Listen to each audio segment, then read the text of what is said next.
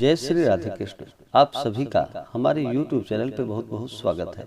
आइए सुनते हैं कार्तिक मास महात्म्य 12वें अध्याय की कथा। कार्तिक मास का बड़ा ही विशेष महत्व माना गया है।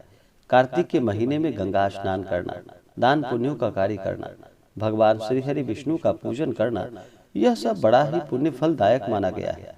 यह सभी प्रकार के पापों को नष्ट करने वाला है। जो भी भक्त सच्ची श्रद्धा के साथ कार्तिक के महीने में गंगा स्नान करते हैं, इन दिनों भगवान श्री हरि विष्णु का पूजन करते हैं, इससे व्यक्ति के सभी पाप और ताप नष्ट हो जाते हैं। तो आइए सुनते हैं कार्तिक मास महात्म्य 12वें अध्याय की कथा। अगर आपने पिछले अध्याय की कथा को नहीं सुना हो तो आप वीडियो के आइकन में जा करके या हमारे चैनल पे प्लेलिस्ट बनाया गया है कार्तिक मास महात्म्य के नाम से, आप वहां से कथा को श्रवण कर सकते हैं।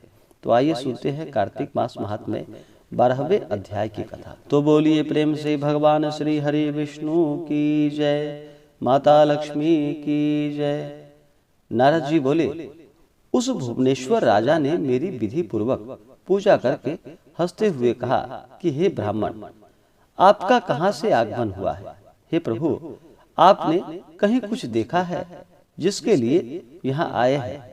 हे मुनीश्वर, मुझे आज्ञा दीजिए। नारद बोले कि हे दैत्येंद्र, मैं अपनी इच्छा से कैलाश पर्वत पर गया था। वहां मैंने पार्वती सहित बैठे हुए शंकर जी को देखा।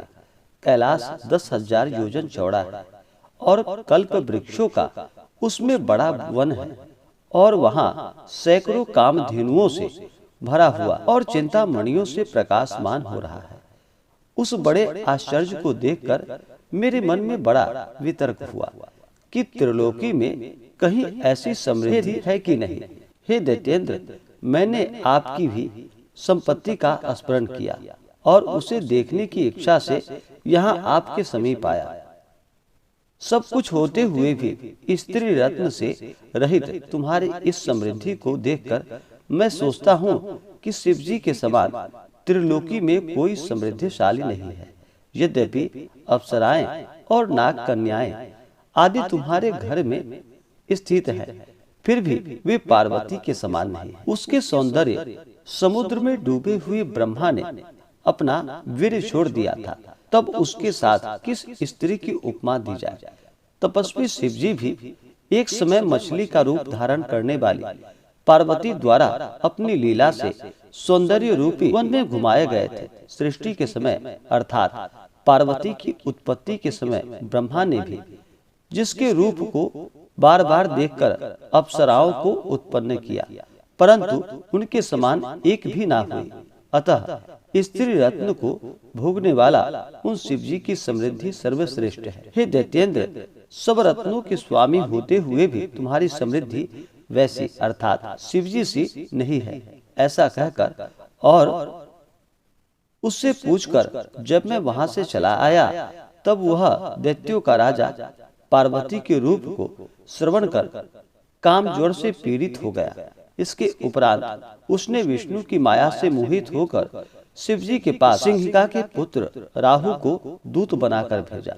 राहु श्वेत वर्ण चंद्रमा के तेज को अपने शरीर की कालिमा से कृष्ण पक्ष के चंद्रमा के समान करता हुआ कैलाश को गया। नंदी द्वारा शिवजी से निवेदन किए जाने पर राहु शिवजी के समीप गया और शिवजी की भौहें के संकेत से प्रेरित होने पर वह वचन बोला।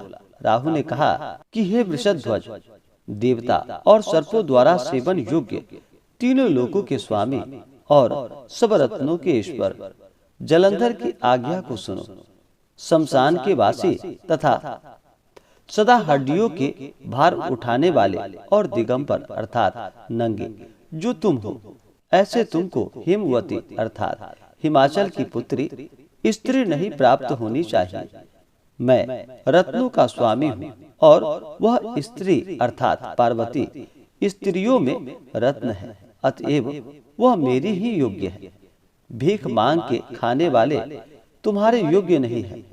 नारद जी बोले, राहु यह कह ही रहा था, उसी समय शिवजी की भौहें के मध्य से भयानक और तीव्र वज्र के शब्द के समान शब्द वाला एक पुरुष प्रकट हुआ। सिंह के समान उसका मुख था और चलायमान जीभ भी, और ज्वाला सहित नेत्र थे, और ऊपर के उठे हुए केस थे, और सूखा शरीर था। ऐसा वह पुरुष दूसरे नृसिंह के समान लक्षित होता था। अपने को खाने के लिए आते अति वेग से भागता हुआ राहु उस पुरुष द्वारा बाहर पकड़ लिया गया। वह उसे पकड़कर जब खाने लगा तब रुद्र भगवान ने उसे रोक दिया और कहा, दूत प्राय अधीन रहता है, अतएव वह मारने योग्य नहीं होता, इसे छोड़ दो। इस वचन को सुनकर उसने राहु को आकाश में छोड़ दिया। राहु को छोड़कर शिवजी से प्रार्थना की।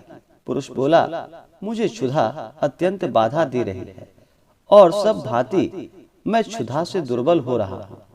हे देवेश, मैं क्या खाऊं? सो मुझे आज्ञा दीजिए। ईश्वर बोले, तू शीघ्र ही अपने हाथ पांव का मांस भक्षण करो। नारद जी बोले, शिव जी की ऐसी आज्ञा पाकर उस पुरुष ने अपने हाथ पांव का मांस इस तरह खाया कि केवल सिर ही शेष रह गया। उसका सिर मात्र देखकर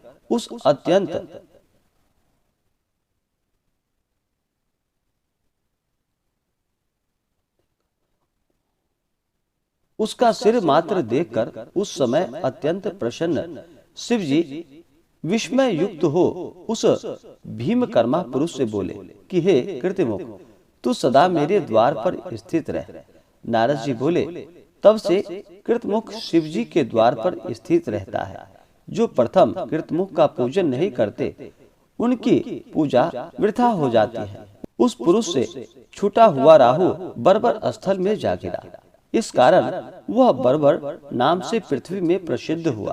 तदंतर लोक में अपने को फिर उत्पन्न मानता हुआ राहु जलंधर के पास गया और सब वृतांत कहा। इस प्रकार से कार्तिक मास महात्म्य में 12वें अध्याय की कथा पूर्ण हुई। अगर आप आगे के अध्याय को सुनना चाहते हो, हमारे चैनल पे नए हो तो चैनल को लाल बटन दबा करके सब्सक्राइब जरूर करें, साथ में बेल आइकन घंटी को दबाएं ताकि मेरे वीडियो का नोटिफिकेशन आपको समय से मिलता रहे।